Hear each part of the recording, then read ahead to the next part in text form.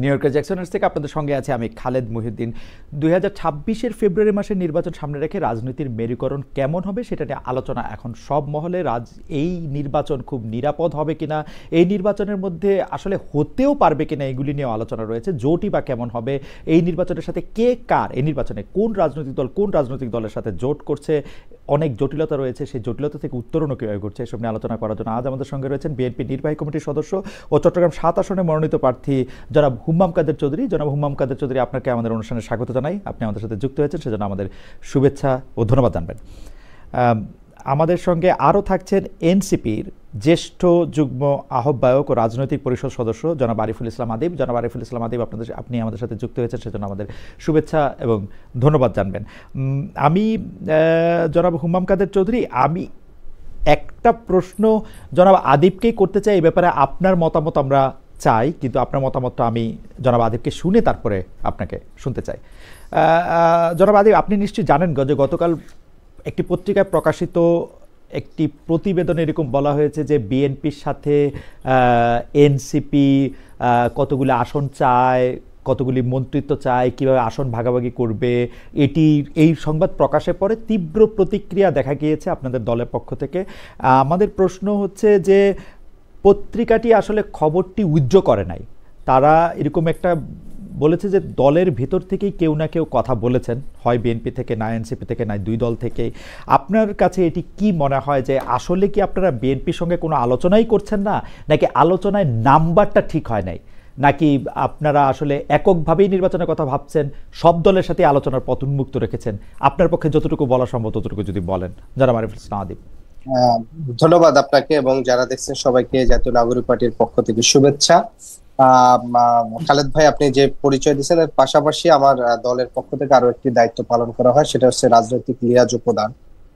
Liaison কমিটির প্রধান হিসাবে আমি আমার দলের পক্ষ থেকে বিভিন্ন রাজনৈতিক দলগুলোর সাথে আমাদের যে অফিসিয়াল এবং আনঅফিসিয়াল যে বৈঠকগুলো হয়ে থাকে সেই বৈঠকগুলোতে আমি নানাভাবে অংশগ্রহণ করে থাকি।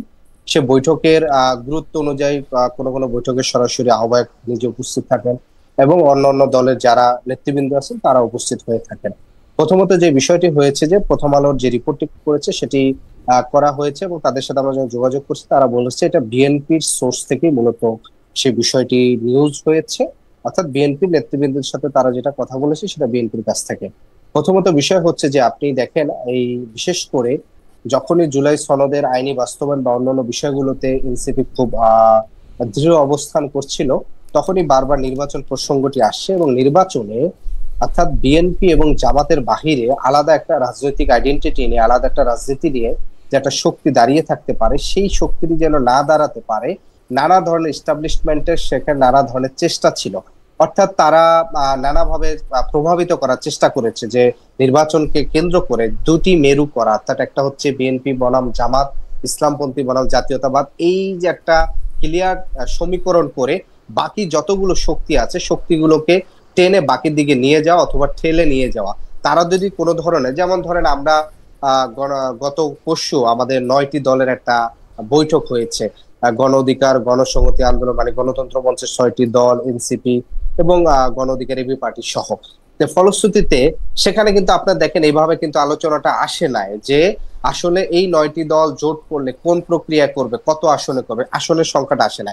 কিন্তু যখনই বিএনপি জামাতের সাথে আপনি জুলাই সনদের ইস্যুতে কিংবা অন্য ইস্যুতে যখন কোনো অফিসিয়াল আনঅফিসিয়াল কোনো মিটিং করে, সেটিকে এমন ভাবে পোর্ট্রে করা হয় যে আসলে তাদের কাছে আসন চাচ্ছে। অর্থাৎ এই পুরা নির্বাচনে আগামী যে নির্বাচনটা হবে সেই নির্বাচনটাকে এমন ভাবে একটা হাইপ দেওয়া হচ্ছে যে আগে বাংলাদেশের নির্বাচন হলে আওয়ামী লীগ আসন বন্টন করত, আসন বিক্রি করত, এখন সেটি না। আমি বলি এখন বিষয়টি এরকম হচ্ছে যে আগামী নির্বাচনে সকল আসন বিএনপির থেকেই লাইসেন্স নিয়ে হচ্ছে আসনে নির্বাচন করতে হবে। অর্থাৎ বিএনপি আসন বন্টনটা করছে, আসন বন্টনের জায়গাটা ঢাকা থেকে লন্ডনে শিফট হচ্ছে কিনা এই ধরনের একটা ভাইব দেওয়া হচ্ছে। ফলশ্রুতিতে এই বিষয়টি যে আলাপটি দেওয়া হচ্ছে এটি আসলে কোনোভাবে প্রাসঙ্গিক না। এখানে বিষয় আমাদের দলীয় যে বক্তব্য সেটিও আমরা দিয়েছি এবং আমাদের দল থেকেও বলা হয়েছে যে আসলে আসনের সংখ্যা নিয়ে, আপনি যেটি বলছেন নাম্বার নিয়ে কোনো ধরনের আলাপ আলোচনা দূরের কথা আমাদের হয় না। আমাদের আলাপ আলোচনাটা হয়েছে আমরা দেখি যে জুলাই সনদের আইনি ভিত্তির ক্ষেত্রে কোন দল কতটুকু আন্তরিক এবং তারা বাস্তবায়ন করবে সেটার বিষয় আমরা মূলত দেখতে চাই। এইটার বিষয় মূলত হবে আগামী নির্বাচনে এনসিপি জুলাই সনদের পক্ষে যদি বিএনপি জামাত যে অবস্থান করবে তার সাথে একটা রাজনৈতিক বোঝাপড়া কিংবা জোট হতে পারে, কিন্তু তার পূর্বে এই ধরনের আলাপ দেওয়া মূলত এনসিপি নৈতিক অবস্থানকে প্রশ্নবিদ্ধ করার এক ধরনের বলা চলে যে চেষ্টা। না কিন্তু জনাব আদিব, আপনি তাহলে বলছেন যে আসন, মানে এটা আসন ভাগাভাগি বলাটা একটু কেমন, কিন্তু আসলে আসনের সংখ্যা নিয়ে মানে ওরকম কোনো আলোচনা আপনারা কোনো রাজনৈতিক দলের সাথে এখনো না না করছেন না? না হয়নি কিন্তু দলের কিন্তু সাথে। সেইটা করার কোনো সম্ভাবনা কি আপনারা খোলা রাখছেন? আমরা জানি যে রাজনীতিতে শেষ কথা বলে কিছু নেই, কিন্তু আপনারা যে প্রতিক্রিয়া জানালেন তাতে কি মনে হলো যে আপনারা আসলে এটা মানে করার পথও রুদ্ধ করে দিলেন? যদি বিএনপি বা আপনাদের নেতৃবৃন্দের এরকম ইচ্ছাও হইতো, মানে আপনাদের যদি এরকম ইচ্ছাও হইতো যে আপনারা একটা আসনের মধ্যে সমঝোতা করবেন, সেটাও কি আপনারা বন্ধ করলেন কিনা? না, আমরা প্রাথমিকভাবে যেটা দেখি যে আগামী নির্বাচনে যে রাজনৈতিক মেরুকরণে এনসিপি মধ্যমপন্থার দল হিসাবে নাগরিকদের মর্যাদার প্রশ্নে একটা আলাদা শক্তি হিসাবে হাজির হইতে চায়। সেই জায়গা থেকে এনসিপি এককভাবে নির্বাচন করার প্রস্তুতি নিচ্ছে এখন পর্যন্ত। জনাব আদিব, আপনাকে ধন্যবাদ। জনাব হুমাম কাদের চৌধুরী, আমি আপনাকে এই জায়গা থেকে প্রশ্নটা করতে চাই যে আমি ধরে নিলাম যে কোনো একটা ধরনের আলোচনা হয়েছেও, কিন্তু বিএনপির পক্ষ থেকে এবারই প্রথম নয়, এর আগেও বিভিন্ন ইঙ্গিত দেওয়া হয়েছে যে ওরা 10টা আসন চেয়েছে, 20টা আসন চেয়েছে, আপনি জানেন যে, বা এগুলি কেন মানে সামনে আসছে? মানে বিএনপি কি এনসিপিকে এতভাবে চায় যে এনসিপি বিএনপির মধ্যে আসুক, বা পত্রপত্রিকায় বা গণমাধ্যমে এটা বলে দেওয়া, যেমন জনাব আদিব দাবি করলেন যে যে সোর্সের কথা পত্রিকাটি উল্লেখ করেছে সেই সোর্সটা আসলে বিএনপির সোর্স, অর্থাৎ কোনো আলোচনা যদি হয়েও থাকে এনসিপি এটাকে এখনো মানে জনগণের সামনে আনতে চাচ্ছে না, কিন্তু বিএনপি চাচ্ছে। এটার কারণ কি বলে আপনি মনে করেন যেন হুমায়ুন কাদের চৌধুরী, আপনাদের কেন এনসিপিকে খুব দরকার? প্রথমে আসসালামু আলাইকুম খালিদ ভাই, আপনাকে ধন্যবাদ আমাকে আপনার শোতে আমন্ত্রণ করার জন্য। আপনি আদিবকে সাহেবকে যে প্রশ্নটা করেছেন, ও লম্বা চড়া জবাব দিয়েছে, কিন্তু শেষ পর্যায়ে উনি যেটা বললো যে এই আসন ভাগাভাগি নিয়ে ওনারা কোনো আলাপ করেনি, আর যেই আলাপটা বর্তমানে মিডিয়ার মধ্যে এসেছে ওটা বিএনপির একটা সোর্সের থেকে এসেছে। বিএনপির কোন সোর্সের থেকে এসেছে ওই জিনিসটা এখনো ওনারা খোলাসা করেননি। আমি বলতে পারবো না যে আমাদের দলের পক্ষ থেকে কে এই কথা বলেছে, কারণ এই জিনিসটা আমরাও জানি না। আমিও আপনার মতন এটা পত্রপত্রিকায় দেখেছি যে এরকম আলাপ আলোচনা হচ্ছে।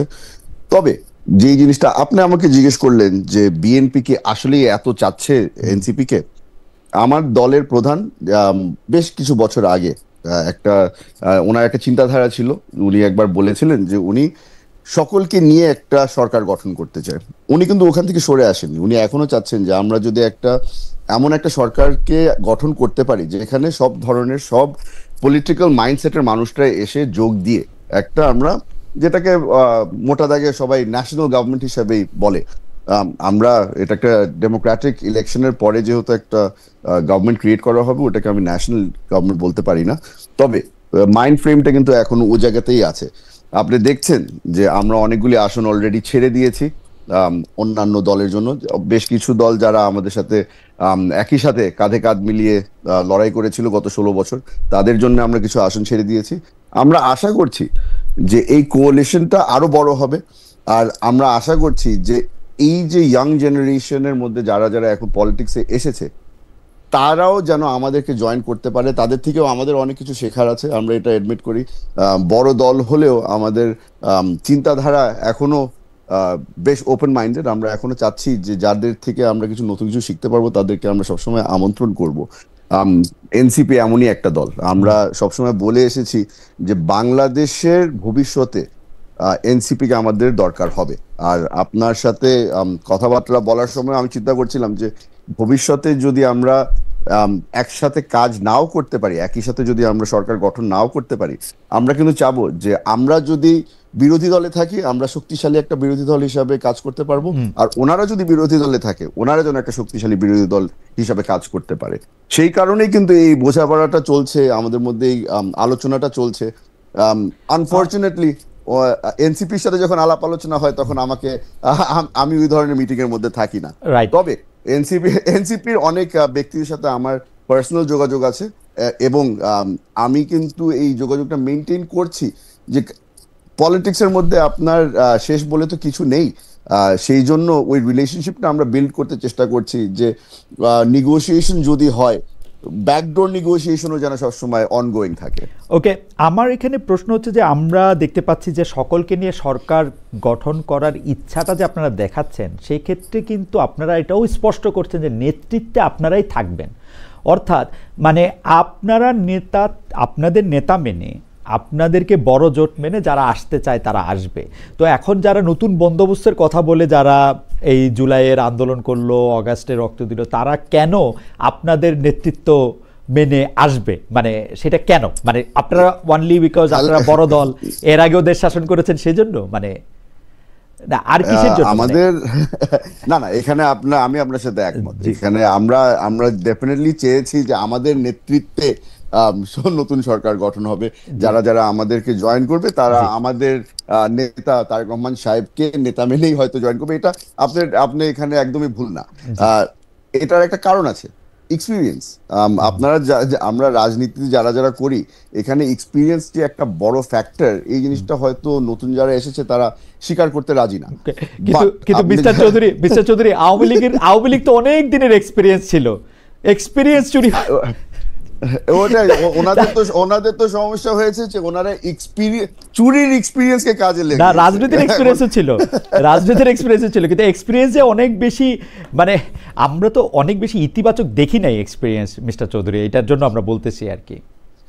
না না, আমি এখানে আপনার আওয়ামী লীগের ব্যাপারে আমি একদমই অপছন্দ করি আওয়ামী লীগের ব্যাপারে কথা বলার। হাউএভার, আওয়ামী লীগের কথা যেহেতু আপনি উঠিয়েছেন, আমি বলে দিই, আওয়ামী লীগের যখন তারা সেকেন্ড জেনারেশন, থার্ড জেনারেশন নতুন আওয়ামী লীগকে তারা দলে নিয়ে এসেছে এবং পদ পদবি দিয়েছে, ওরা কিন্তু একটা ফ্যাক্টর বারবার করে দেখেছিল যে এরা ডিসিপ্লিন কত মেনটেন করে চোর বাবাদের, এবং তারা নিজেরা কত ভালো চুরি করতে পারে। ওই এক্সপিরিয়েন্সটা দেখেই কিন্তু তাদেরকে পদ পদবি দেওয়া হতো।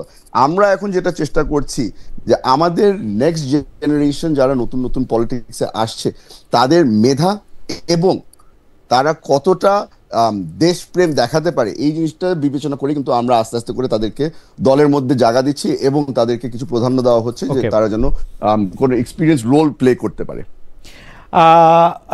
জনাব চৌধুরী, আপনাকে অনেক ধন্যবাদ। আমি জনাব আদিবের কাছে একটু আসি। জনাব আদিব, আমরা কিন্তু প্রাণপণ চেষ্টা করছি এনসিপির রাজনীতিটা বোঝার, কিন্তু এনসিপি নিজেদের রাজনীতিটাকে যেভাবে মানে বলতে চাইছে যে এটা বিএনপির থেকে আলাদা, জামায়াত থেকে আলাদা, অন্য একটা রাজনীতি। কিন্তু আপনার কাছে কি মনে হয় যে এনসিপির রাজনীতিটা এখন পর্যন্ত আমাদের কাছে স্পষ্ট হয়েছে যে এনসিপি আসলে আমাদেরকে, এনসিপি যদি দেশ পরিচালনায়, সরকারে থাকুক আর বিরোধী দলে থাকুক, দেশ পরিচালনায় যদি থাকে, তাহলে এনসিপি আমাদের কোথায় নিয়ে যেতে চায় এবং কতগুলি পার্টিকুলার স্পেসিফিক কোশ্চেনের জবাব কি এনসিপি আমাদের দিয়েছে কিনা, মানে আপনার কাছে কি মনে হয়? কারণ কেন আমি প্রশ্ন করছি আদিব, আপনি নিশ্চয়ই খেয়াল করেছেন যে এনসিপির নেতৃবৃন্দ এক একজন নেতা এক এক রকম ভাষায় কথা বলেন, এবং এনসিপি মোটামুটিভাবে একরকমভাবে কথা বলতেছে সেইটা আমার মনে হয় নাই।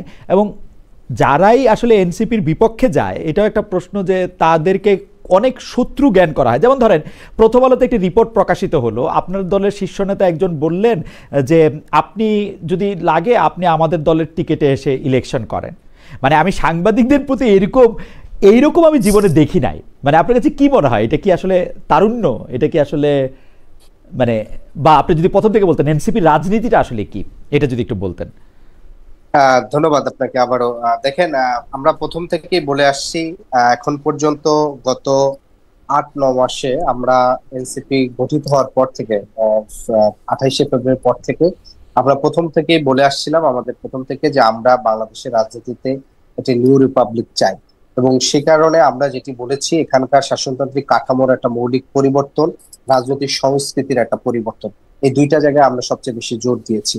রাজনৈতিক মৌলিক কাঠামো পরিবর্তনের জায়গায় আমরা বলেছি সেটা মৌলিক কাঠামো পরিবর্তন করে এটা নতুন সংবিধান দরকার, যে নতুন সংবিধান আমাদের এখানকার মুক্তিযুদ্ধের যে চেতনা, সাম্য, মানবিক মর্যাদা, সামাজিক সুবিচার এবং একই সাথে ধর্মীয় স্বাধীনতা এবং ধর্মীয় সম্প্রীতির ভিত্তিতে মূলনীতিতে আমাদের একটি নতুন সংবিধান হবে। এবং সেখানে আরো অন্যান্য অধিকারের বিষয় যেগুলো আরো ডিটেলস আমাদের ঐকমত্য কমিশনে অনেক বিষয়ে আলোচনা হয়েছে। রাজনৈতিক সংস্কৃতির ক্ষেত্রে সবচেয়ে গুরুত্বপূর্ণ যে পরিবর্তনটা এনসিপি এনেছে, এনসিপি এজ এ পার্টি আকার এস্টাবলিশড হয়েছে। এনসিপি কোনো ব্যক্তি আকার এস্টাবলিশড হয় না, অর্থাৎ এনসিপি নাহিদ ইসলাম কিংবা এনসিপি হাসনাত আব্দুল্লাহ কিংবা সাজিস আলম সেটা হিসাবে এস্টাবলিশড হয় না। এনসিপি তার নেতৃত্বকে সবসময় বাংলাদেশে একটা জিনিস করেছে, সেটা হচ্ছে জবাবদিহিতা এবং তাকে কন্টিনিউয়াস প্রশ্নের মধ্যে দিয়ে নিয়েছে। সেটা তার দলীয় অভ্যন্তরীণ প্রশ্নের মধ্যে দিয়ে যেতে হয় এবং তার দলীয় নেতৃবৃন্দরা যদি কোনো রাজনৈতিক বক্তব্য বা মন্তব্যের ক্ষেত্রে তারা ভুল করে থাকে, সেটাকে তাকে পাবলিকের সামনে তাকে অ্যাপোলজি করতে, সেটাকে তার দলীয়ভাবে সেখান থেকে চেষ্টা করা হয়। ফলশ্রুতিতে এনসিপি বাংলাদেশের রাজনীতিতে একটি সমন্বিত লিডারশিপের একটা নতুন ডিনামিক্স নিয়ে আসছে। সেটা আপনি বাংলাদেশের রাজনীতিতে যেখানে আমরা দেখেছি যে বাংলাদেশের দু পরিবারের যে রাজনীতি দীর্ঘ 54 বছর ধরে চলে আসছে, শেখ পরিবার কিংবা জিয়া পরিবার, এর বাহিরে আমরা দেখেছি যে জামাত ইসলাম কিংবা জাতীয় পার্টি আলাদাভাবে একটা রাজনীতি করছে। সেই দলগুলোর ক্ষেত্রেও জামাত ইসলাম যেহেতু ধর্মভিত্তিক রাজনীতি, তার একটা আলাদা রাজনীতি। জাতীয় পার্টি ফুললি একেবারে পরিবার ভিত্তিক। ফলশ্রুতিতে এনসিপি এখানে যে নিউ লিডারশিপ এবং সমন্বিত একটা লিডারশিপের যে একটা রাজনীতি, সেই রাজনীতির সংস্কৃতিটা এনসিপি নিয়ে আসে।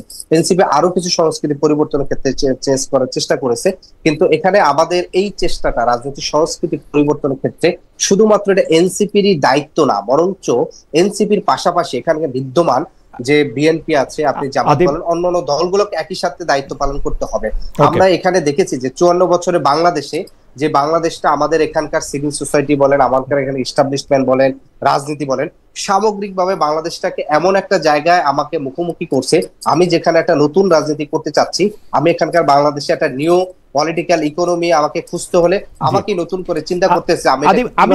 আমি যদি একটু মাঝখান থেকে কথা বলি যে আপনি রাজনৈতিক সংস্কৃতির পরিবর্তন চেয়েছে এনসিপি, সে কথা বলেছেন, সংবিধানের পরিবর্তন চেয়েছে, সে সবই ভালো ভালো কথা, কিন্তু রাজনৈতিক সংস্কৃতির পরিবর্তনটা প্র্যাকটিসের ক্ষেত্রে এনসিপি কতটা করলো সেটা যদি আমরা পিছন থেকে তাকাই, তাহলে আপনি এটার মধ্যে কি দেখেন? আসলে বিএনপি, আওয়ামী লীগ, জাতীয় পার্টি বা জামায়াতে ইসলামী থেকে এনসিপি কিভাবে দল পরিচালনা করছে, তাদের ব্যয় কোথায় নির্বাহ করছে, তারা বাড়ি ভাড়া কোত্থেকে নিচ্ছে, তারা চাঁদাটা কিভাবে নিচ্ছে, কত টাকা, এইটার কোনোটাই অনেকটাই পরিষ্কার করার কথা, কিন্তু তা কিন্তু আসলে পরিষ্কার করা হয় নাই। বারবার, যেমন ধরেন আমি যদি আপনাকে একটা প্রশ্ন করি, আমরা বাংলাদেশে কিন্তু কমিউনিস্ট পার্টি দেখেছি, যে কমিউনিস্ট পার্টিতে হোল টাইমার হিসাবে তারা টাকা বেতন নিতেন। আপনাদের দলের প্রধান কি আপনাদের দল থেকে বেতন নেন? আপনি কি আপনাদের দল থেকে বেতন নেন?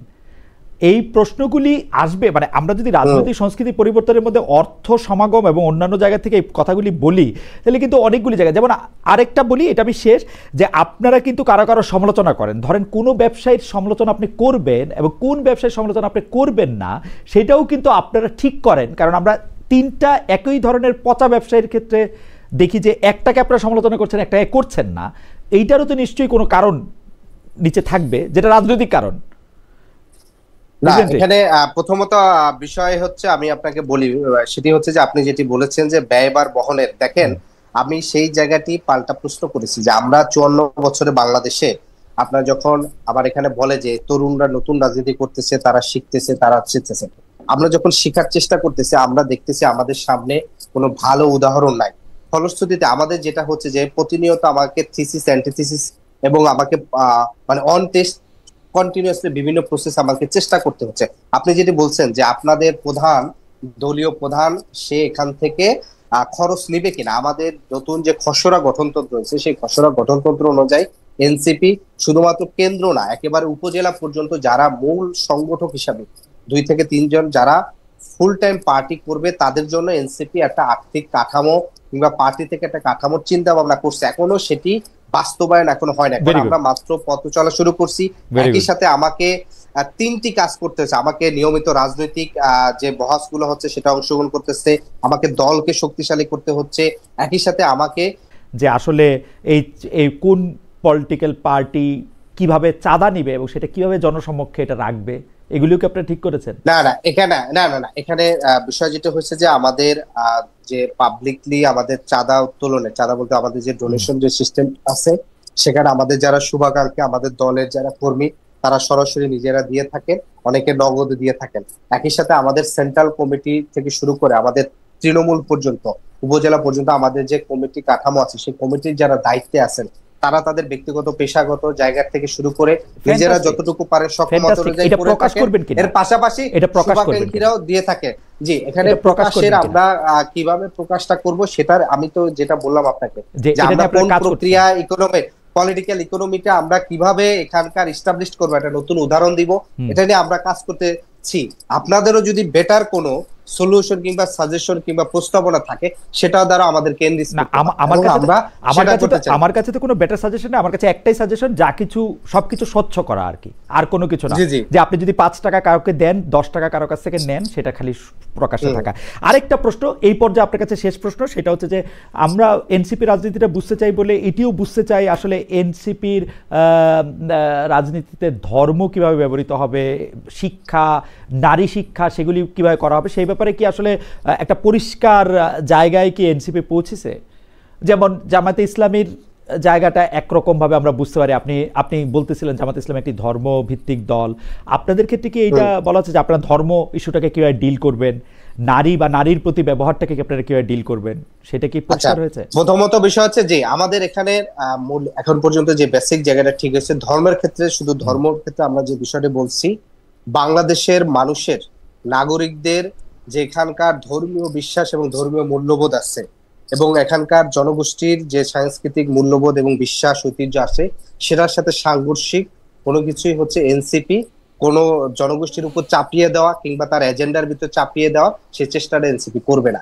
দ্বিতীয়ত বিষয় হচ্ছে যে আপনার নারীর ক্ষেত্রে যেটা হচ্ছে যে আপনি দেখেন যে এইবার ঐক্যমত কমিশনে একটি আমাদের ক্ষেত্রে সম্বন্ধে খুব এক্সেপশনাল হয়েছে।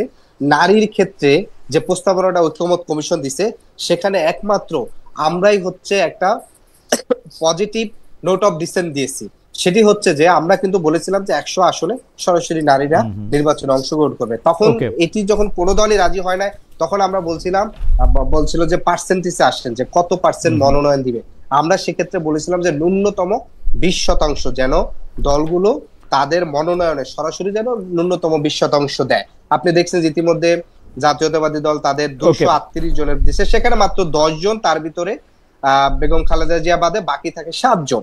ফলে সেখানে আমরা বলেছিলাম যে ন্যূনতম 15 হলে মিনিমাম 50 জন হওয়ার কথা, কিন্তু আমরা যেটি দেখলাম সর্বশেষ ঐক্যমত কমিশন সেটা 5%।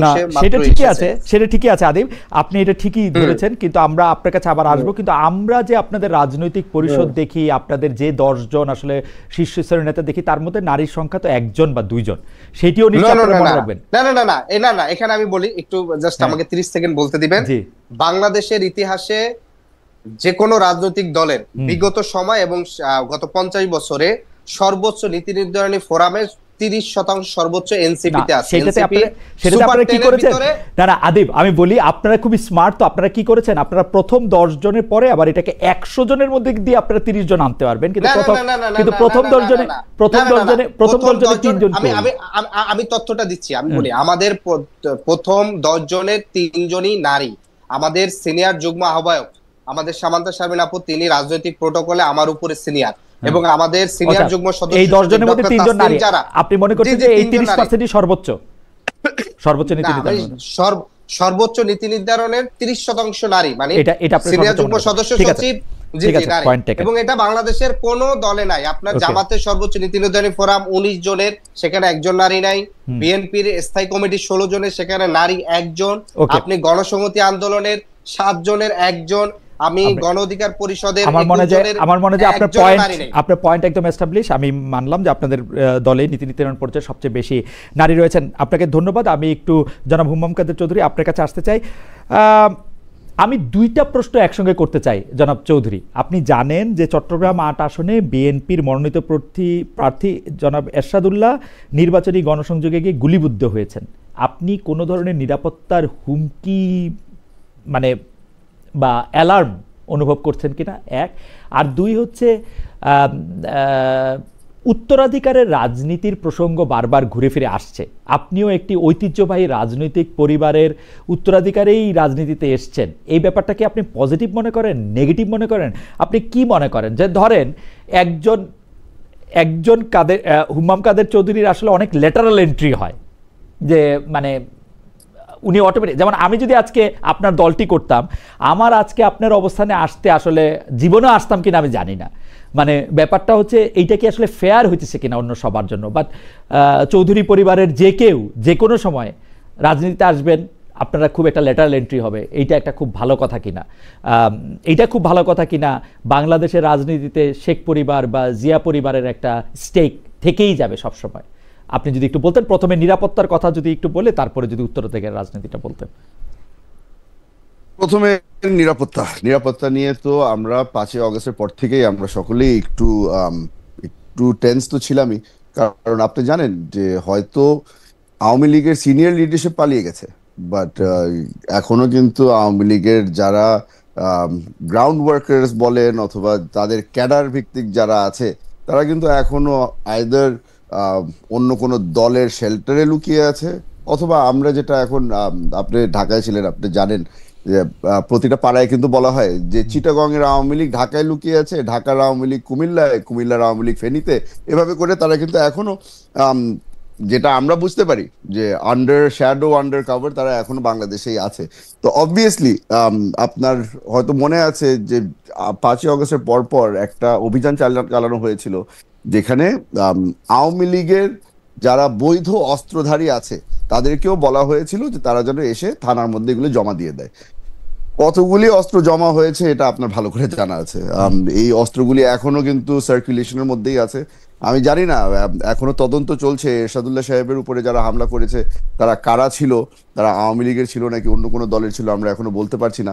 কিন্তু আমার যেটা অ্যাসাম্পশন ওটা হচ্ছে গিয়ে যে অস্ত্র ব্যবহার করা হয়েছে, আই এম শিওর এটা কিন্তু একটা লাইসেন্স অস্ত্র নিশ্চয়ই ছিল, কারণ আওয়ামী লীগ সরকারের সময় তারা ঘন ঘন এভাবে করে অস্ত্র লাইসেন্স দিয়ে বেড়াচ্ছিল। তো ওই জন্য বলবো যে আমাদের ডেফিনেটলি কিছুটা তো টেনশন হয় যখন আমরা কোনো ধরনের বড় ধরনের প্রোগ্রাম করি বা কিছু করি।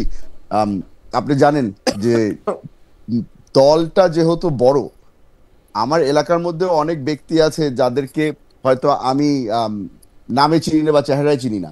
তারা আগে অন্য কোনো দলের ছিল না কিনা তাও আমি বলতে পারবো না। এখন অনেকেই চলে এসেছে, নমিনেশন যেহেতু হয়ে গেছে অনেকেই চলে এসেছে। তো এখন আমার মধ্যে তো একটা সবসময় টেনশন থাকেই যে অচেনা চেহারা অনেক বেড়ে গিয়েছে, তো এরা কারা। তো এই জিনিসটা নিয়ে আমি বলবো যে বাংলাদেশের প্রতিটা আসনের মধ্যেই, প্রতিটা রাজনৈতিক ব্যক্তির মধ্যেই এই একটু কেয়ারফুল হওয়া দরকার আছে। আর এই জিনিসটা আমি খালি আমার দলের ব্যাপারে বলবো না, এটা বাকি সব দলকেও আমি সতর্ক করে রাখবো। সেকেন্ডলি আপনি যেই প্রশ্নটা করলেন, আমার এন্ট্রি ইনটু পলিটিক্স, হ্যাঁ, আমার বাবার হাত ধরে আমি রাজনীতিতে এসেছি। আব্বা জীবিত ছিল যখন আমি আস্তে আস্তে করে আব্বার পিছন পিছন হাঁটতাম। পরবর্তীতে আমাকে যখন দলের একটা পোস্টে আনা হলো, ওটা কিন্তু আমি জানি না খালেদ ভাই আপনি জানেন নাকি না, বাট তারেক রহমান সাহেব আমাকে নির্বাহী কমিটির সদস্য বানিয়েছিল আমার গুম হওয়ার 2 দিন পরে। ওনার ধারণাটা ছিল যে আমার প্রোফাইল যদি ইনক্রিজ করা হয় তাহলে হয়তো আমি জানে বেঁচে যাব।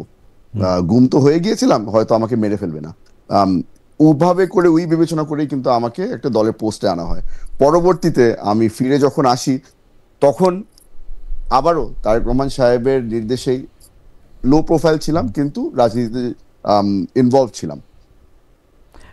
হয়তো আপনার মনে আছে একটা স্লোগান দেওয়ার কারণে আমার প্রোফাইলটা অনেক হাই হয়ে গিয়েছিল, এবং এগুলা বিবেচনা করেই কিন্তু আমাকে এখন নমিনেশন দেওয়া হয়েছে। তো আমার মনে হয় না যে, হ্যাঁ কিছুটা তো সিম্পলিফাই হয়েছে, হয়তো বাবার নামের কারণে আমার পরিচয়টা হাইলাইট বেশি হতো, তবে সবার জন্য কিন্তু একই রকম না। যারা যারা অন্যান্য রাজনৈতিক ব্যক্তিরাও আছে যারা হয়তো পলিটিক্যাল ব্যাকগ্রাউন্ডের থেকে আসে, তাদের জন্য কিন্তু সিচুয়েশন আরো ডিফিকাল্ট ছিল। আমার সিচুয়েশনটা আমি বলবো যে ওয়াজ সিম্পলার।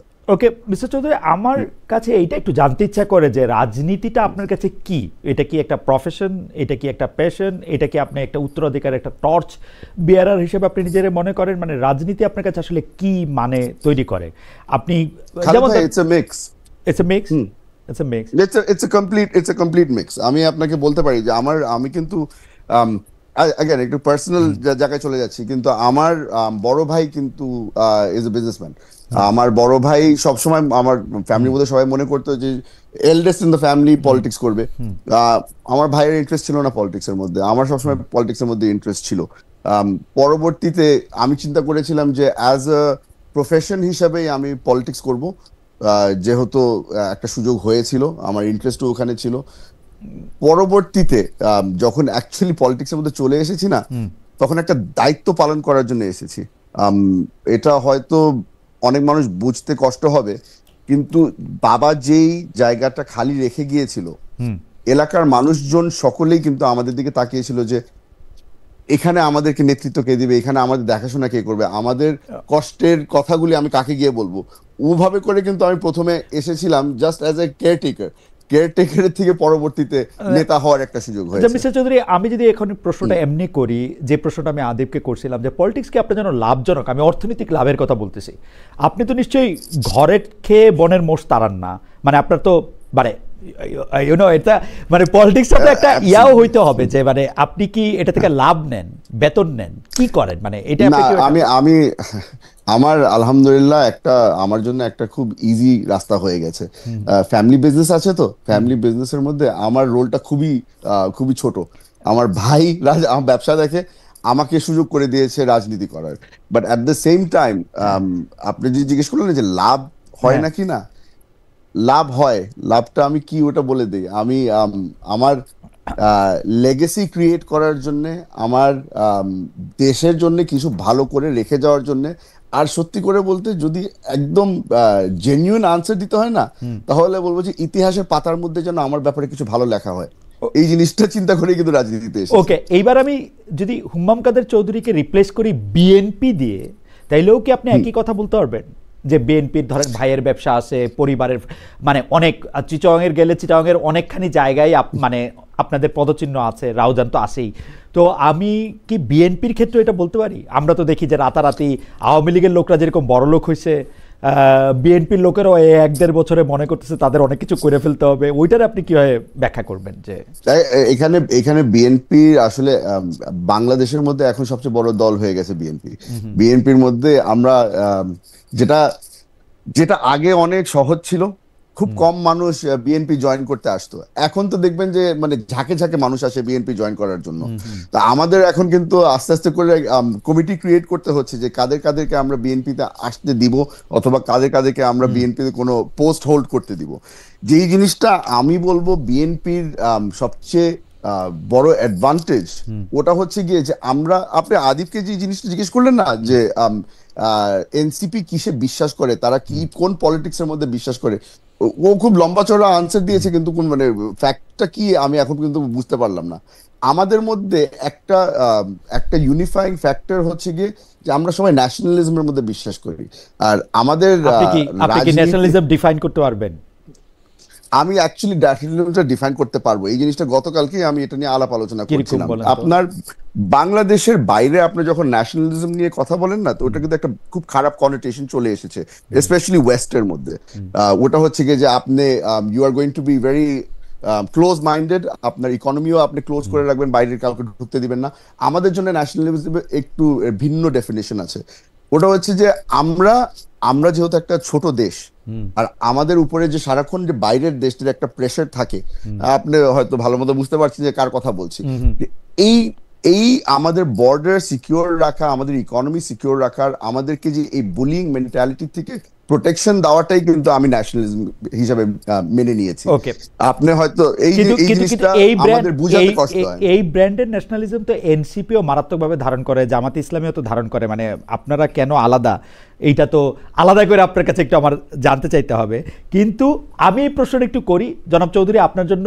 মানে আপনাকে এই প্রশ্ন করা যায় কারণ আমি সিনিয়রদেরও করেছি বারবার, সিনিয়ররা একরকম উত্তর দিয়েছেন।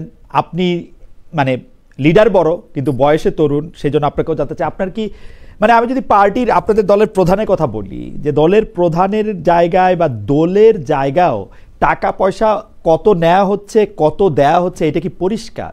মানে আমি সোজা ভাষায় বলি, এখন তো কথা বললে কেমন জানি সবাই একটু রাগ রাগ করে, কিন্তু জনাব তারেক রহমানের উপরে ভরসা আছে বলে আমি জানতে চাই, জনাব তারেক রহমান কি পার্টি থেকে বেতন নেন? মানে উনি কি করেন? জনাব তারেক রহমানকে যেই সাপোর্টটা দল দিচ্ছে ওটাতেই ওনার চলতে হচ্ছে। আর আপনারা সকলেই দেখেছেন তারেক রহমান সাহেবের জীবনযাপন কিন্তু ইজ ভেরি সিম্পল। তো ওনার যে ওরকম খুব লাক্সারিয়াস লাইফ লিড করছে ওটা কিন্তু সেইটা হয়তো লাক্সারিয়াস আপনার স্কেলে না, কিন্তু আমার স্কেলে আবার খুব সিম্পল না। অসুস্থতা আসলে না ইটস ওকে, আমারও কি অবস্থা, জি বলেন। যে তাদের দুজনের এখনো মানে ভবিষ্যৎ কেরিয়ার 30 থেকে 40 বছর অপেক্ষমান আছে। ফলশ্রুতিতে তাদের রাজনৈতিক কেরিয়ারটা তারা কিভাবে দেখতেছেন, রাজনৈতিক ভীষণটা, রাজনৈতিক কেরিয়ারটা, এটা একান্ত তাদের ব্যক্তিগত সিদ্ধান্তের বিষয়। কিন্তু আমার একটা প্রশ্ন আছে ব্যক্তিগত সিদ্ধান্তের ব্যাপার, কিন্তু তারা যে এনসিপির বাইরে চিন্তা করতে পারতেছেন, এইটা কিরকম? এনসিপির বাইরে কি তাদের চিন্তা করতে পারার কথা? এনসিপির বাহিরে চিন্তা করতে পারাটা মানে এনসিপির আদর্শ তাদেরকে টানতেছে না, এটা কিরকম কথা হইলো?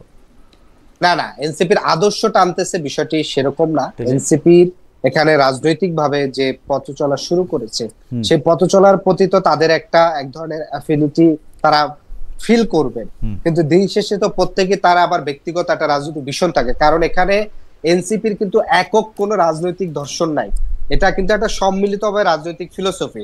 ফলে মাহফুজের তার একটা নিজস্ব রাজনৈতিক ফিলোসফি আছে, আসিফ মাহমুদ তার একটা নিজস্ব রাজনৈতিক ফিলোসফি আছে, নাহিদ ইসলামের আছে, এখানে হাসনাত আব্দুল্লাহ বলেন, তাসলিম যারা বলেন, শাবানা শারমিন নিবা, প্রত্যেকের আছে।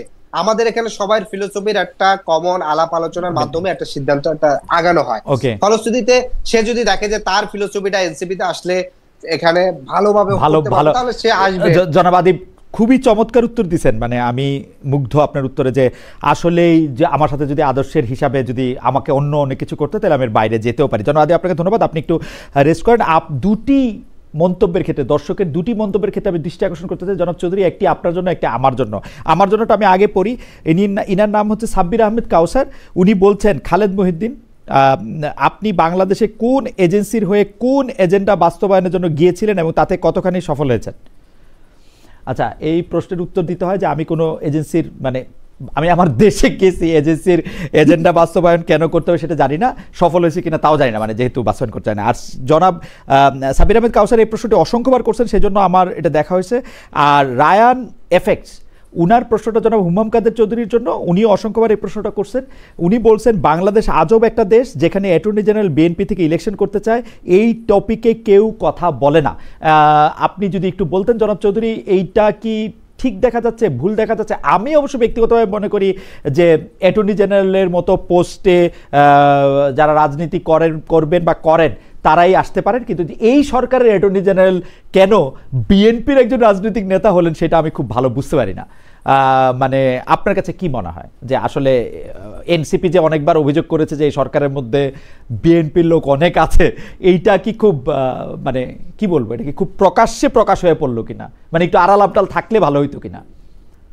না দেখেন, আমাদের অ্যাটর্নি জেনারেল সাহেব উনি বলেছেন যে উনি ইলেকশন করতে চান, আর ইলেকশন করার তফসিল ঘোষণার আগে উনি হয়তো পদত্যাগ করে তারপরে উনি ইলেকশন করবেন, ওটাও বিএনপির হয়েই ইলেকশন করবেন, ওই জিনিসটা হয়তো উনি অলরেডি বলে ফেলেছে। এখন এই জিনিসটা সঠিক হলো কি হলো না, এটা তো আমি মনে করি যে একই কাতারে প্রশ্নটা করা উচিত ছিল যে আপনার বাকি উপদেষ্টারাও যারা বর্তমানে দেশ পরিচালনা করছে তারাও পদত্যাগ করে তারা এনসিপি জয়েন করে বা অন্যান্য কোনো দল জয়েন করে কোনো প্রভাব ফেলবে নাকি না, তোরা এই জিনিসটা সঠিক কিনা, এই জিনিসটা আমার মনে হয় যে জনগণের উপরে ছেড়ে দেওয়া উচিত।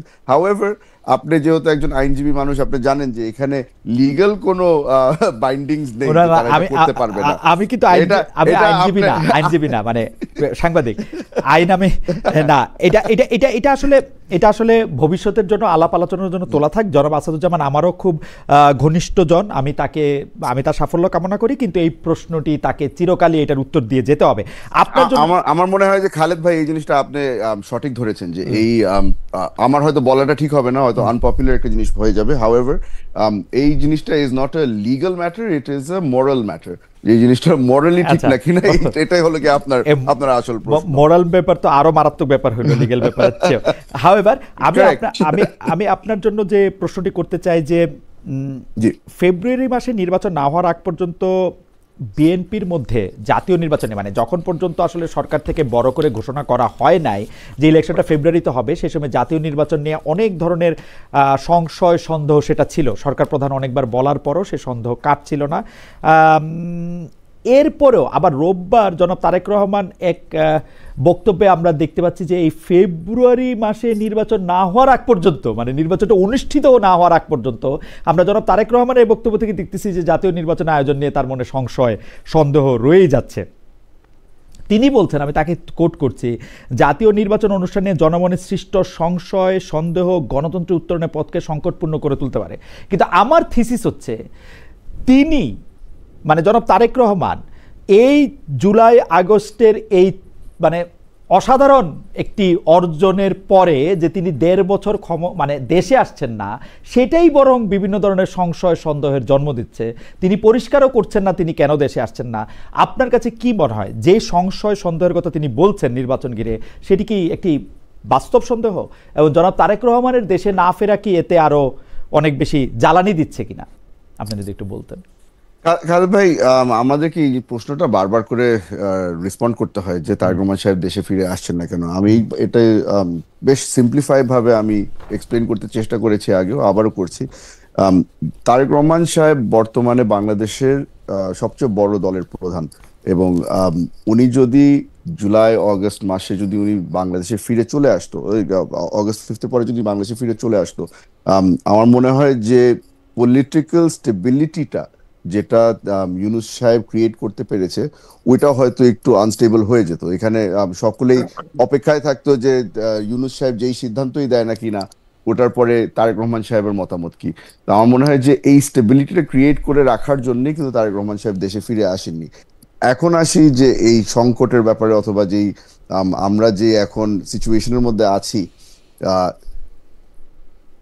আমরা আন্তরিকভাবে কথা বলে এসেছি বর্তমান সরকারের সাথে। আমরা বারবার করে বলে এসেছি যে আমরা as soon as possible আমরা একটি ইলেকশন চাই। আমরা এই ফেব্রুয়ারি মাসের বিষয়টা কিন্তু এসেছিল কারণ জামাতে ইসলামী এই ফেব্রুয়ারি আলাপটা তুলেছিল।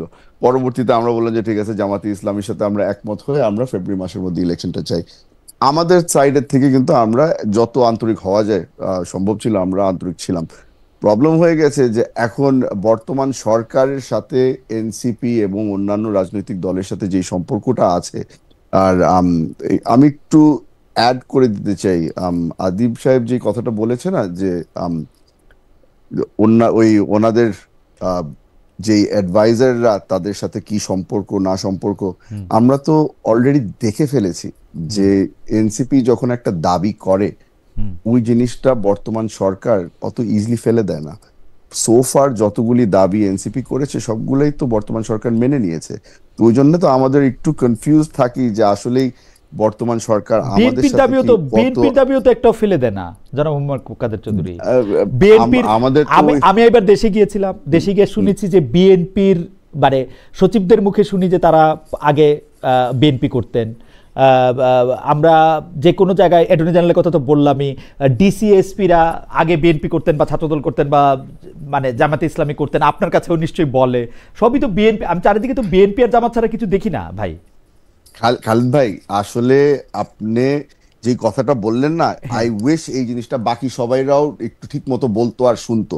কারণ এখন আমি যার সাথেই কথা বলি না কেন সবাই আমাকে এসে বলে যে আরে ভাই আপনি তো জানেন না, আমি তো 2002-এ বিএনপি করতাম। 2002-এর পরে কই গেছিলেন আপনি, ঠিক না? তো এখন যতগুলি পেঙ্গুইন ছিল আওয়ামী কোট পরা সবগুলি এখন সাথে সাথে স্লিভ লাগায় ফেলছে, আর সবাই এখন বলে যে আমরা সব বিএনপি। আমি তো এবার গিয়া সবাইকেই বিএনপি দেখলাম, সবাইকে জামাত দেখলাম, গর্ব নিয়ে বলতেছে ছাত্রদল করতাম। তুমি একটু বলে দিও কারোর সাথে দেখা হইলে, হুম্মাম কাদের চৌধুরীকে একটু বললো আমাকে একটু প্রমোশন দিয়ে দিতে। সিরিয়াসলি ভাই, আমি গত বছর খানেকের মধ্যে আমি অনেক মানুষ এসে আমার সাথে দেখা করেছে, জড়ায় ধরে আমাকে কান্না করে বলেছে যে আমি আপনার বাবার সবচেয়ে পুরানো কর্মী, আমার বিশ্বাস করবেন না আমার উপর দিয়ে কত ধরনের নির্যাতন চলেছে। ওই লোকটা ঘরের থেকে বের হওয়ার সাথে সাথে আমি ফেসবুক খুলে দেখি যে তার সাথে হাসান মাহমুদের ছবি, শেখ হাসিনার ছবি, অন্যান্য তার ছবি।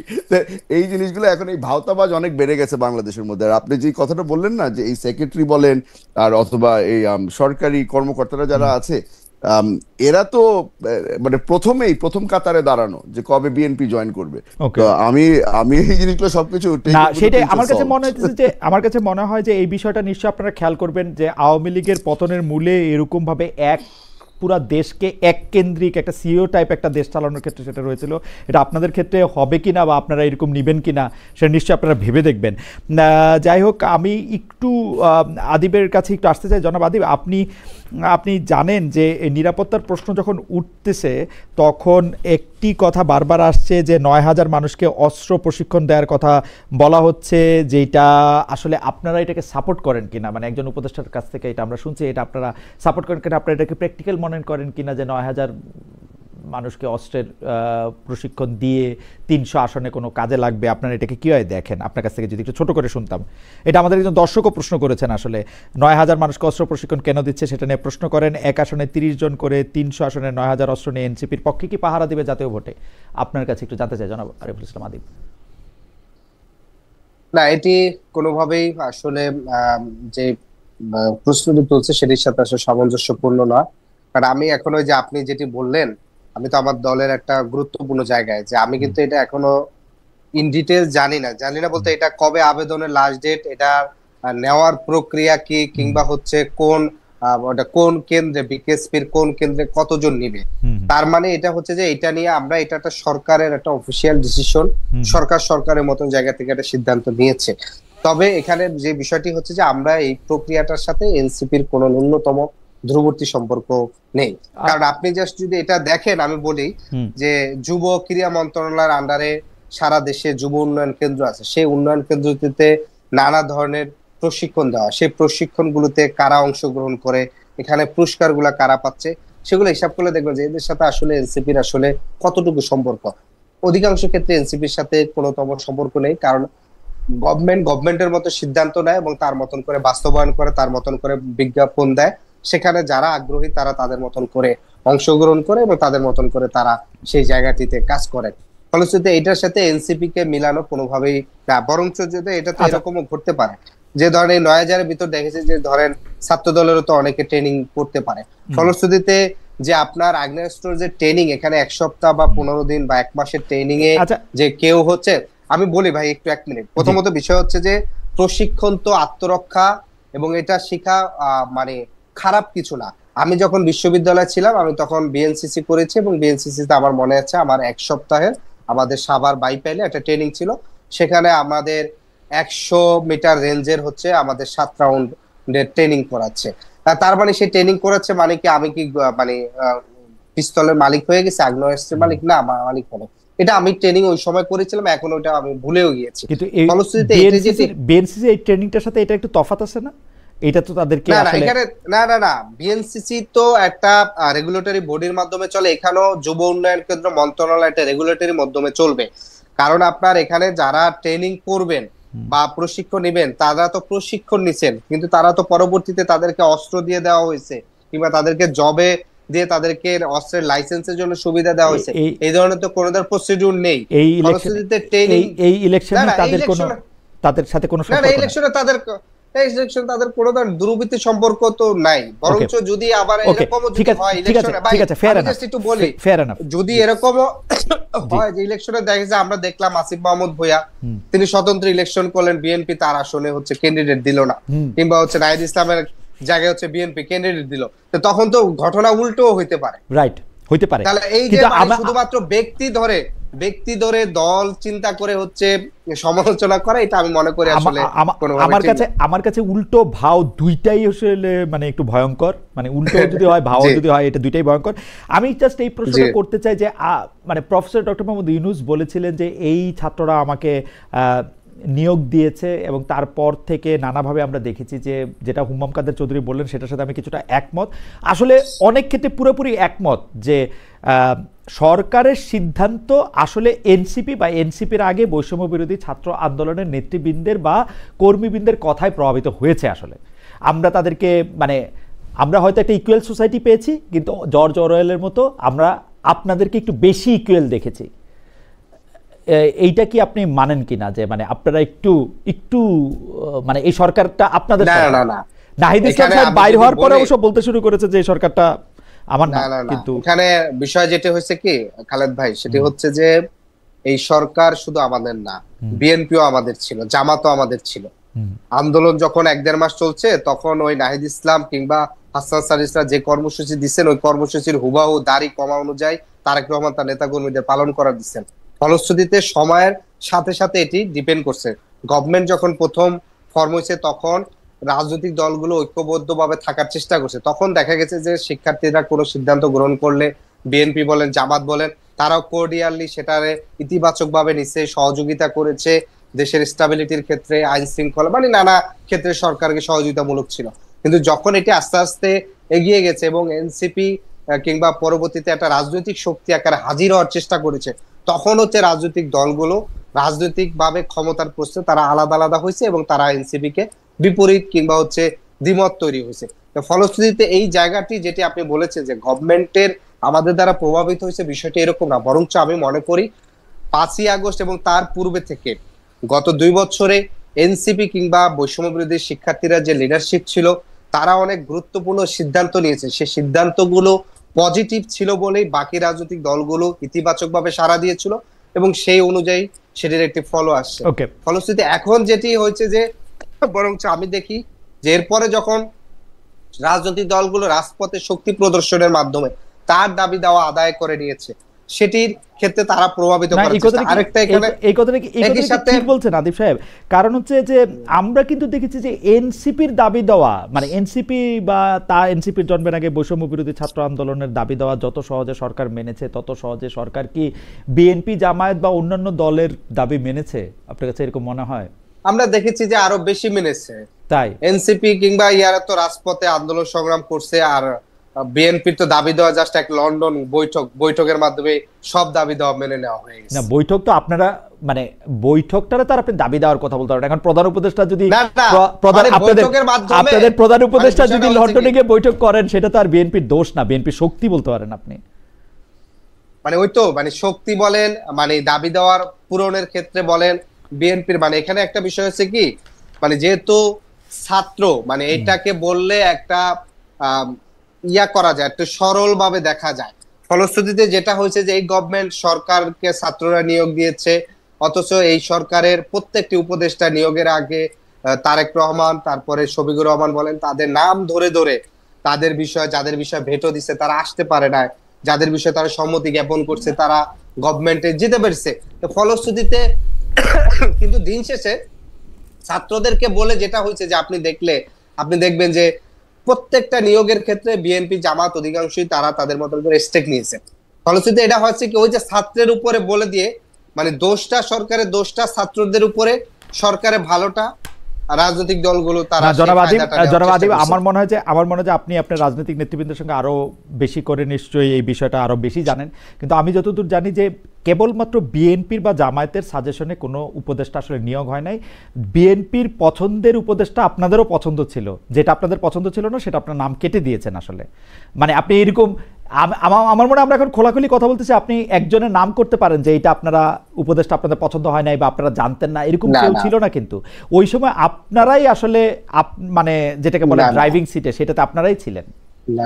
না, এখানে ড্রাইভিং সিটটা আসলে বিষয়টি সেরকম ছিল না। এখানে বিষয়টি হচ্ছে যে ওই মোমেন্টে উপদেষ্টা ফরমেশনটা কিভাবে হয়েছে। এনসিপি বৈষম্য বিরোধীর পক্ষ থেকে যে লিয়াজু কমিটি করা হয়েছিল আমাদের 6 সদস্য, লিয়াজু কমিটি যার সমন্বয়টা করেছে, কিছু ক্ষেত্রে তারা যেমন ধরেন আমরা বিএনপির সাথে আলাপ করছি, বিএনপির ঠিক আছে এদের বিষয়ে তাদের আপত্তি নাই, কিংবা হচ্ছে আমরা কিছু সিভিল সোসাইটির পক্ষ থেকে মতামত নিয়েছি, আমরা ধরেন হচ্ছে জামাতের থেকে নিয়েছি। এখানে বলা চলে যে গভর্নমেন্টের তখন ধরেন ডক্টর ইউনূস তার একটা নিজস্ব একটা ধরেন দৃষ্টিভঙ্গি ছিল, বলা চলে যে আর্মির প্রধানের তার একটা দৃষ্টিভঙ্গি ছিল। এই যে দৃষ্টিভঙ্গিগুলো ছিল, সেই জায়গা থেকে আমরা একটা তালিকা করে গভর্নমেন্টকে প্রপোজ করছি যে হ্যাঁ এটা করা যেতে পারে কিনা। তখন গভর্নমেন্ট দেখছে ওই তালিকা কিন্তু তাদের মতন করেও কিন্তু তারা কিন্তু না, আপনারা এই আলোচনাটা আমার কাছে এখন খুবই ভালো লাগতেছে। কিন্তু আপনি যদি জাস্ট একটা কথা বলেন যে উপদেষ্টা পরিষদে যদি 19-20 জন যদি এখন পর্যন্ত থাকা থাকেন, এর মধ্যে কতজন আপনাদের অপছন্দের লোক, মানে আপনারা কোনোভাবে এদের দিতেন না, এরা বিএনপি আওয়ামী লীগ বলছে বলে, আওয়ামী লীগ না বিএনপি জামাত বলছে বলে আপনাদের গিলতে হয়েছে, এরকম কয় পার্সেন্ট লোক আছে বা কতজন আছে? না, এখানে ওইরকম বিষয়টি সেরকম আসলে সিদ্ধান্ত হয় না। বিষয়টি হচ্ছে যে উপদেষ্টারা যখন, আচ্ছা আরেকটু অন্যভাবে বলি, আপনাদের একেবারে ভেটো সহ কেউ কি উপদেষ্টা হইতে পারছে? একজনও আমার জানা মতে কিন্তু পারে নাই, কারণ আপনারা স্পেসিফিক ভেটো দিচ্ছেন, সেই লোক উপদেষ্টা হয় নাই, একটু আমি জানি। না, এটা তো তারেক রহমানও ভেটো দিচ্ছেন, সেই লোক উপদেষ্টা হইতে পারেন, এরকম তো অনেক সে লোক আছে। উপদেষ্টা না হলে সে লোক অন্য কিছু হয়েছে। না, সে লোক কিছুই হইতে পারেন না। আচ্ছা ঠিক আছে, সারা কামালের তিনি কোন দায়িত্বে আসতে পারেন না। আচ্ছা ঠিক আছে, ঠিক আছে জনাব আদিব, আমি আপনাকে ধন্যবাদ জানাই। আমি একটু জনাব হুমায়ুন কাদের চৌধুরীর কাছে যেতে হবে। জনাব হুমায়ুন কাদের চৌধুরী, আপনার কাছে যদি একটু আমরা জানতে চাই যে অনেকগুলি বিষয় জনাব আরিফুল ইসলাম আদিব বলেছেন। তিনি বলেছেন যে মানে এই নির্বাচনটা নেওয়ার সময় বা এই সরকারটার বিভিন্ন বিষয়ের ক্ষেত্রে বিএনপি সহ অন্যান্য রাজনৈতিক দলের যে অবদান বা পরিস্থিতি ছিল সেইটা আসলে কীভাবে কাজ করেছে। আমি এটার সাথে খালি একটু যোগ করতে চাই যে বিএনপি নানা সময়ে এই যে সংস্কারের ব্যাপারে অযথা প্রতিটি বিষয়ের মধ্যে থেকে কথা বলে ডিসেন্ট দিয়ে এটিকে আসলে দূরবর্তী করেছে, এবং ইলেকশন যে আজকে ফেব্রুয়ারিতে হতে হলো এটা একটা বড় কারণ জুলাই সনদ বা জুলাই চার্টারের প্রতি বা জুলাইয়ের স্পিরিটের প্রতি আপনাদের এক ধরনের আমি বলবো এক চোখ বন্ধ নীতি। আপনি যদি একটু মন্তব্য করতেন যে এই সরকারের মধ্যে আপনাদের স্টেকই বেশি। আপনারা বললে সরকার প্রধান গিয়ে লন্ডনে গিয়ে দেখা করে আসে আপনাদের সঙ্গে, কিন্তু আপনারা এই সরকারের যা কিছু মন্দ তার দোষ আবার দিতে চান আপনারা সরকার এবং এনসিপির প্রতি। একটু যদি শেষ কথাই আমাদের এটা আপনি যদি একটু বলেন। খালেদ ভাই, তাহলে আমি তাহলে একটু আদিব সাহেব যে কথাটা বললো ওটা দিয়ে শুরু করি, তারপর আপনার সাথে আমি যোগ করে দিব। আমাদের একটু গ্রামের ভাষায় বলি যে আমার একটা প্রিয় খালা থাকে, ওই খালাটার কাছে আমি ঈদের দিন যদি যাই, আমি গিয়া বললাম যে এই ঈদে আমার একটা মোবাইল দিবা, একটা শার্ট দিবা, একটা পাঞ্জাবি দিবা, একটা জিন্স প্যান্ট দিবা। আর আমার ভাই গিয়া যদি বলে যে তুমি তো হইলে গিয়া ফেভারেট, তো তুমি এত কিছু চাইছো, সবকিছুই পাইলা, ভাই আমারে তুমি খালি একটা লুঙ্গি দিও। হ্যাঁ, এইটা হয়ে গেছে বিএনপির অবস্থা। এখন এনসিপি গিয়ে এত লম্বা লিস্ট নিয়ে আসছে, সবকিছু পাওয়া গেল, আমার দল খালি গিয়ে একটা লুঙ্গি নিয়ে আসছে, ওইটা হলে গিয়ে নির্বাচন। এখন আমরা এত কিছু দেখার পরেও যদি এই আর্গুমেন্টের মধ্যেই থাকি যে এখানে আমার খালার ফেভারিট বা বাইকনা কোনটা, ওইটা তো আর বলে লাভ নাই। আমার মনে হয় যে বাংলাদেশের জনগণ সবকিছুই দেখে ফেলছে। রিগার্ডিং নোট অফ ডিসেন্ট, আমরা এই জুলাই চার্টারের বিষয় যতগুলি নোট অফ ডিসেন্ট দিয়েছি, ওটার কিন্তু এখনো ফুল কপি কেউই পায়নি। আর আমাদেরকে কেউ এখন পর্যন্ত জিজ্ঞেসও করেনি যে আপনারা কোন কোন পয়েন্টের মধ্যে নোট অফ ডিসেন্ট দিয়েছেন।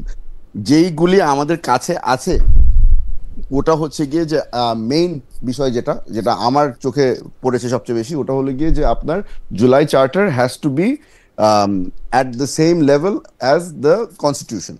আপনার কনস্টিটিউশনের ওটা কনস্টিটিউশনের উপরে উঠিয়ে দিচ্ছে যে এন্ড ইট ক্যানট বি আপনার প্রশ্নবিদ্ধ করা যাবে না, এটা লিগালি বাইন্ডিং হতে হবে, অনেক নানা কিছু। এটা তো আপনারা রেটরিক বলতেছেন মিস্টার চৌধুরী, মানে কনস্টিটিউশনের উপরে ওনারা চাচ্ছে না, কনস্টিটিউশনের মধ্যে অন্তর্গত চাচ্ছে, অন্তর্ভুক্ত চাচ্ছে, যাতে এটা বা নতুন কনস্টিটিউশনের মধ্যে।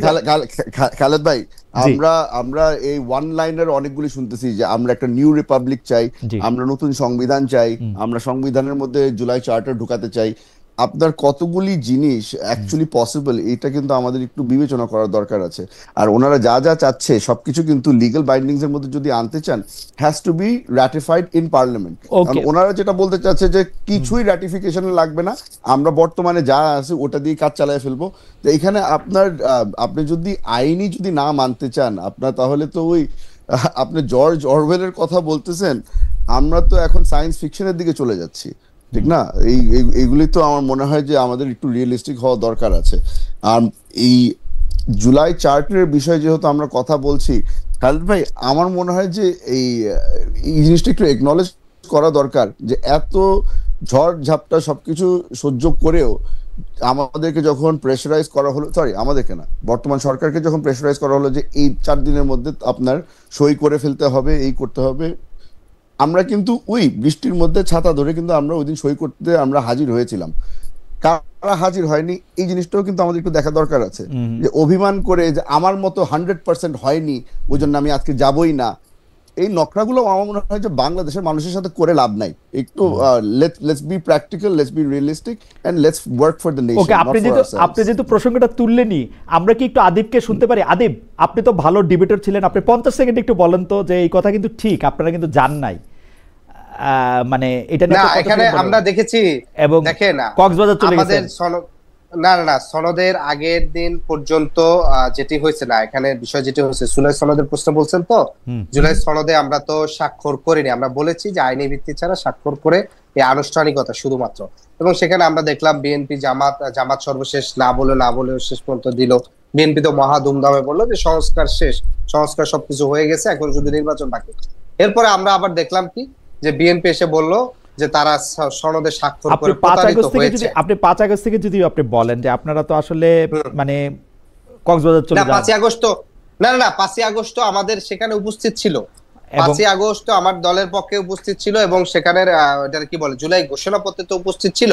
এবং সেখানে আমরা দেখেছি যে সেই ঘোষণাপত্র যখন একপাক্ষিক ভাবে বিএনপির শুধু রাজনৈতিক অর্জনগুলাকে গ্লোরিফাই করা হয়েছে, তখন আমরা বলেছিলাম যে জুলাই সনদের ক্ষেত্রে যে জুলাই সনদ বাস্তবায়ন আদেশ জারি করা হবে, সেই জারির টেক্সটটা আমরা দেখে এরপরে আমরা স্বাক্ষর করব, কারণ আমরা তো এর আগে একবার প্রতারিত হয়েছি। ওকে, বাস এবার একটু যদি জনাব চৌধুরী আপনি শেষ করেন, মানে আমার আদিবের কাছ থেকে দরকার ছিল যে চুন খেয়ে তো আমাদের একবার মুখ পুড়েছে, এখন তো আমরা দই দেখে চুন ভাববই, বা দই কিনা আমরা তাহলে আমি একটু ওনার সহকর্মীর ব্যাপারে একটু বলে ফেলি। আমরা শুনেছি যে উনি বলেছে যে বিএনপি তো কি বিয়ে করে ফেলেছে, এখন তো সংসার করতে হবে না, এরকম কথা বলেছিল না? হ্যাঁ, এরকম কথা বলেছিল যে আমরা সই করেছি, ভাই কাবিন নামায় সই করেছি। এখন আমি কাবিন নামায় সই করেছি, এখন জামাই বউ সব ঠিক আছে, ইমাম সাহেবও বলছে বিয়ে ঠিক আছে, সব ঠিক আছে, উনি আসছে গেস্ট হিসাবে আমাদেরকে শিক্ষা দেওয়ার জন্য যে বিয়ে কেমন হইতে হয় আর সংসার কেমনে করে করতে হয়, যেখানে ওনারা স্বাক্ষরই করে নাই। ভাই আই এম সরি, বাট এইখানে আপনার লেভেল প্লেইং ফিল্ড চান, আর আপনি যদি একই লাইনে দাঁড়াইতে চান, স্বাক্ষরটা করা উচিত ছিল মনে হয়। আপনি যদি স্বাক্ষর তো অবশ্যই আমরা করব, কিন্তু সেটা টেক্সট দেখে করব, করবে, টেক্সট না দেখে। আমি তো আমার তো মনে হয় যে আমাদের যে দলরা না যে দলগুলো আমাদেরকে 30 বছরের রাজনীতির অভিজ্ঞতা শুনিয়ে বলতো শুধু টেক্সট কি আদিব, শুধু কি টেক্সট, আপনারা কিভাবে এটা বাস্তবায়িত হবে সেটাও আপনারা এখনই শুনে নিতে চান? তা মাঝখানে গণভোট আছে, একটা সংসদ আছে, এটা কেমনে? আমরা 3টা দাবি করেছিলাম, আমরা 3টা দাবি বলেছিলাম, যে 3টা দাবির দুটোর ক্ষেত্রে আমরা সরকার ইতিবাচক অগ্রগতি দেখেছি। একটি বাকি আছে, যে সনদটি এই আদেশটি কে জারি করছে, সেক্ষেত্রে আমরা ডক্টর ইউনূসের কথা বলেছিলাম, তিনি আদেশটি জারি করবেন, এবং এর টেক্সটটি জাতির সামনে শুধু নট অনলি দলগুলো মানে জাতির সামনে উন্মুক্ত করা, যে এই টেক্সটে আসলে মানে আদেশটা জারি হচ্ছে, সেটি উন্মুক্ত না হলে আসলে এটির ভিতরে অনেক ফাঁক থেকে যায়। আমার মনে হয় যে উন্মুক্তের কথা বলেছেন হুমায়ুন কাদের চৌধুরী, আপনি যদি বলে শেষ করতেন যে গণভোটটা নিয়ে আপনি কোনো ধরনের জটিলতা দেখেন কিনা, এখন নির্বাচন নিয়ে কোনো সংশয় দেখেন কিনা, যে প্রশ্ন আমি আগে করেছিলাম সেটা বলে যদি আজকে শেষ করেন। আজকে অনেক আমার মনে হয় যে এখানে গণভোটের বিষয়ে আপনি বলেন বা অন্যান্য এই সামনের নির্বাচনের কথা বলেন, আপনার মেইন যেই জিনিসটা একটু নজর রাখতে হবে ওটা হচ্ছে গিয়ে আমরা যারা যারা বর্তমানে বাংলাদেশে বাস করছি, যারা যারা রাজনীতির সাথে জড়িত আছি, আমাদের সকলের কিন্তু একজন আরেকজনের প্রতি একটু গুড ফেইথ রাখা দরকার আছে। যে জিনিসটা বাংলায় বলা হয় যে নিয়ত সবার যদি ভালো হয়ে থাকে, তাহলে আশা করি সবকিছুই ভালো থাকবে সামনে। আমার মনে হয় যে আমাদের মধ্যে আর এনসিপি জামাতের মধ্যে যেই বর্তমান টেনশন আছে, ওই জিনিসটা খুব ইজিলি রিজলভ করা যায় যদি আমরা একজন আরেকজনের উপরে একটু ভরসা রাখি, আর যদি লাইন অফ কমিউনিকেশন ওপেন থাকে। এই জিনিসটা মনে হয় যে আমার মনে হয় বাংলাদেশের রাজনীতি উইল বি মাচ ইজিয়ার। আমার মনে হয় যে পরিস্থিতি এখন একটু ভালোর দিকে যাচ্ছে। আমার টেক হচ্ছে পরিস্থিতি ভালোর দিকে যাচ্ছে, রাজনৈতিক দলগুলির মধ্যে ব্যবধান ঘুচতেছে। রাজনৈতিক দলগুলির মধ্যে যদি ব্যবধান ঘোচার একটা লক্ষণ বোঝা যায় হচ্ছে রাজনৈতিক দলগুলি যখন সাংবাদিকদের আক্রমণ করতে থাকে, তখন বোঝা যায় যে রাজনৈতিক দলগুলির ভিতরে ভিতরে আসলে এক ধরনের ঐক্যমত্য প্রতিষ্ঠিত হচ্ছে। কারণ সাংবাদিকরা বা অন্য গোষ্ঠীর লোকেরা যখন শত্রুতে পরিণত হয়, তখন নিজেদের মধ্যে এক ধরনের একীভূত হয়। সেটা আমরা গত 30-40 বছরের বা 10-20-30-এর অভিজ্ঞতা থেকে জানি। তবে যাকেই প্রতিপক্ষ গণনা করা হোক না কেন, আমার আহ্বান থাকবে এনসিপির তরুণ নেতার প্রতি এবং বিএনপির তরুণ, মানে not that Tarun like Adib. মাঝে মাঝে ভাই আমি একটা কনফিউশনে হই, যেমন বিএনপির 10 জন তরুণ নেতার ছবি দেয় যাদের বয়স মোটামুটি 45 থেকে 55, তখন আমরা চিন্তা করি যে আমরা তাহলে আসলে কি। না না না, আমি বলি আদিব আপনারা কি, আমার বয়স 51-র বেশি, তো আমি কিন্তু নিজেকে মানে ভাবি, যুবক ভাবি, বুঝছেন? হুম্মামকে তরুণ ভাবি, আপনাদের তরুণ তর ভাবি আর কি, বুঝছেন? কারণ লাইফ এক্সপেক্টেন্সি বাড়ছে, তো আপনারা যদি আমাদেরকে এখন বুড়া বলেন তাহলে এটা আমাদের জন্য একটা এটা আমাদের জন্য একটা কষ্টদায়ক। এটা কষ্ট না, ঠিক আছে, বুড়া বলেন, গালি টালি একটু কম দেন, বুড়া টুরা বলেন, অসুবিধা নাই। যে জনাব হুমাম কাদের চৌধুরী, না গালিও দেন, আমরা সবাই ইয়াং এট হার্ট, জি ইয়াগি না, অসুবিধা নাই। জনাব হুমাম কাদের চৌধুরী এবং জনাব আরিফুল ইসলাম আদিব, আপনাদের অনেক ধন্যবাদ। আজকে যদিও একটু আলোচনাটা একটু তাত্ত্বিক পর্যায়ে হয়েছে, তবু অনেক দর্শক আমাদের সঙ্গে ছিলেন, অনেকগুলি গুরুত্বপূর্ণ বিষয় আলোচনা হয়েছে এবং আমরা চাইবো যে এই আলোচনার স্পিরিটটা ঠিক থাক, এবং এই স্পিরিটটাকেই আমি আসলে জুলাইয়ের স্পিরিট মনে করি, যেখানে সব পক্ষে সব মতের সব কথার সব দলের কথা মানুষ শুনতে পারে। এবং আমিও মনে করি যে নিজের রাইট, মানে এটা আমি মনে করি আসলে নিজের রাইট প্রোটেক্ট করা হচ্ছে একটা ইনস্টিংক্ট, আমরা সবাই তাই করি, কিন্তু আপনি যখন অন্যের রাইট প্রোটেক্ট করতে পারবেন তখনই আসলে আপনি প্রকৃত গণতন্ত্রী হয়ে ওঠেন, এবং যে আপনার বিপরীত ধর্ম বা বিপরীত মত ধারণ করে। আপনাদের দুজনকে অনেক ধন্যবাদ। আমরা পরের অনুষ্ঠানে নিশ্চয়ই আবার কোনো না কোনো সময় আপনাদের সঙ্গে দেখা হবে। Thank you so much.